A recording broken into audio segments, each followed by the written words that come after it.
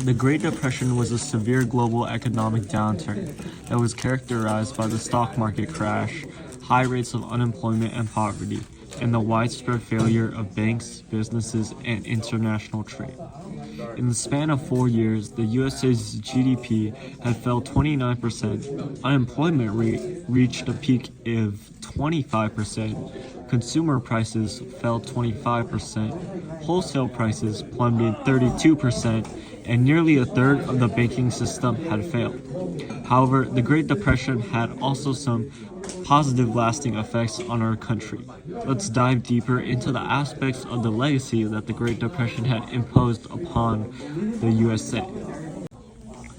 President Herbert Hoover believed that individuals had to take responsibility for themselves and not rely on assistance from the government, and he stayed stuck to these ideals even during the Great Depression. This had resulted in President Hoover to become increasingly unpopular with the working class, and many began to mock the president by referring to places with poverty as Hoovervilles. As a result, the next presidential election against Democratic presidential candidate Franklin D. Roosevelt had resulted in his loss in presidency in 1932. During the election, Franklin D. Roosevelt advocated about a program to lessen the economic hardship of the Great Depression called the New Deal. The New Deal was a series of government initiatives and programs that aimed at ending the economic devastation of the Great Depression. It launched several important programs such as the Social Security Act, the Banking Act, the National Labor Relations Act, and the Wealth Act. The Social Security Act established old age pensions, unemployment insurance, and benefits for the disabled and dependent children. The act aimed at providing economic assistance to the Americans during the Great Depression. The Social Security Act is still in action today, and it helps improve the welfare of millions of Americans even today.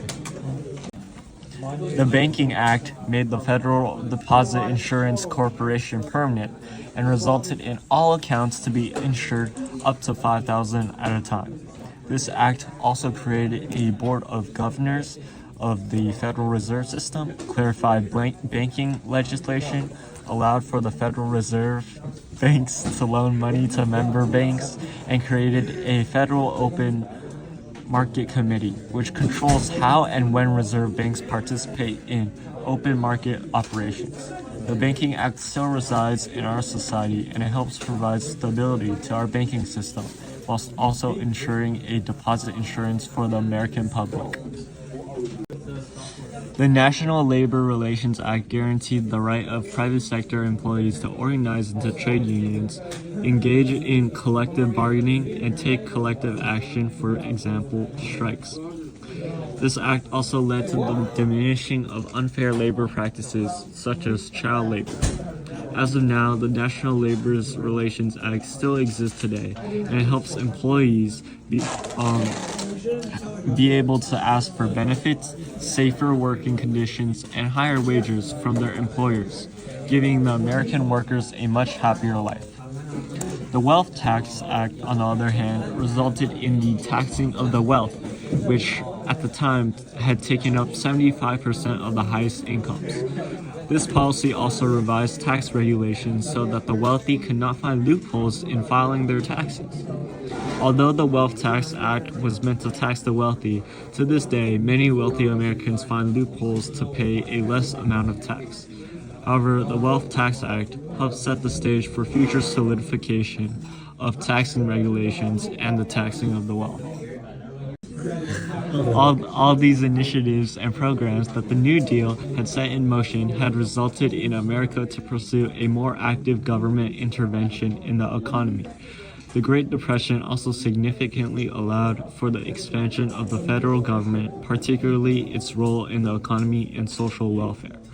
These programs ultimately fostered a relationship between the federal government and the American people, with the government taking on the greater role in ensuring the well-being of its citizens. The Great Depression had also many long-term implications on other parts of the world because America was so interconnected with the other countries. This rapid decrease in economic prosperity that America had faced during the Great Depression had resulted in many other countries to suffer, especially Germany. Germany, which heavily depended on USA loans after World War I, as agreed in the Dawes Plan, had resulted in the already crippled German economy to further worsen. The German economy collapsing ultimately had resulted in many people to fall into dysphoria, allowing for the rise of fascism.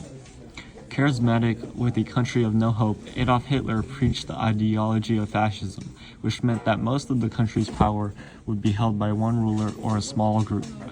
With dysphoria that the Great Depression caused to the German economy, Adolf Hitler was able to rise in power, and fascism had spread throughout Europe.